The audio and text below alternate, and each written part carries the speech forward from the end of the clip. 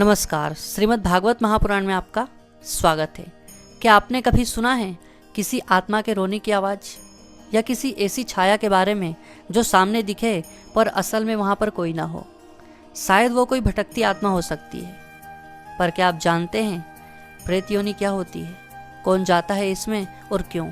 आज के इस वीडियो में हम जानेंगे एक ऐसी ही आत्मा की कहानी और साथ ही समझेंगे गरुड़ पुराण के अनुसार प्रेत योनि का रहस्य। रमेश एक सामान्य परिवार का युवक था।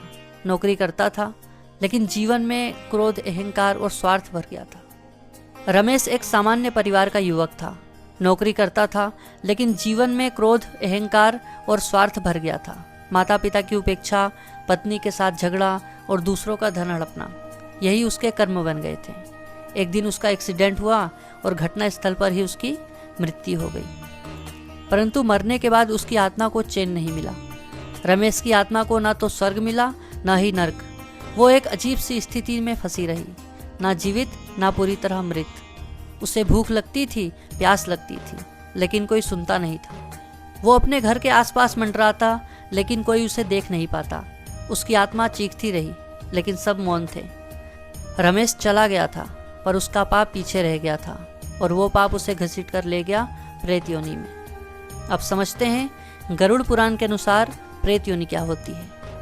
मृत्यु के बाद यदि किसी व्यक्ति के पाप बहुत अधिक हो और उसने जीवन में अंतिम संस्कार ठीक से ना कराया हो, माता पिता या गुरु का अपमान किया हो, दूसरों का धन हड़पा हो, किसी निर्दोष को दुख दिया हो, आत्महत्या की हो या उसका श्राद्ध पिंडदान ना हुआ हो, तो उसकी आत्मा प्रेत योनि में जाती है।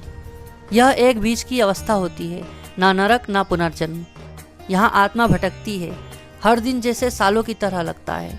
उसे भूख, प्यास, पीड़ा सब महसूस होती है, पर उसे कोई न देख सकता है न छू सकता है। प्रेत योनि में आत्मा को क्या होता है?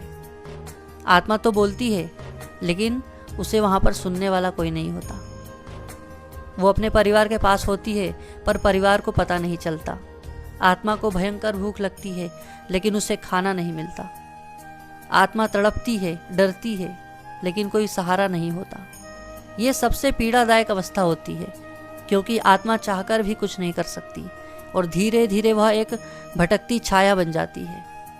रमेश की आत्मा भी प्रेत योनि में थी, लेकिन जब उसकी बेटी ने एक पंडित जी की सलाह से श्राद्ध और पिंडदान किया, उसकी आत्मा को तर्पण और गंगा जल अर्पण किया गया, तब रमेश की आत्मा को शांति मिली। उसने एक रात बेटी के सपने में आकर कहा, अब मैं मुक्त हूँ, धन्यवाद। गरुड़ पुराण हमें क्या सिखाता है? अंतिम संस्कार विधि पूर्वक होना चाहिए। मृत्यु के 13 दिन तक आत्मा की शांति के लिए तर्पण आवश्यक है। पितरों की सेवा मोक्ष की राह है। किसी को दुख मत दो, विशेषकर माता पिता को। पाप से हमेशा बचो, वरना जीवन के बाद भी चैन नहीं। प्रेत योनि कोई भूतिया कहानी नहीं, बल्कि एक चेतावनी है कि हम जीवन में कैसे कर्म करें। अपने पितरों का सम्मान करें, श्राद्ध, पिंडदान, तर्पण करें और सबसे जरूरी जीवन में धर्म, करुणा और सेवा के मार्ग पर चलें, क्योंकि मृत्यु अंत नहीं, एक और सफ़र की शुरुआत है। अगर आपको यह कहानी भावुक या ज्ञानवर्धक लगी हो तो इसे शेयर जरूर करें। कर्म से ही भविष्य तय होता है, इस जन्म में भी और अगले जन्म में भी। धन्यवाद।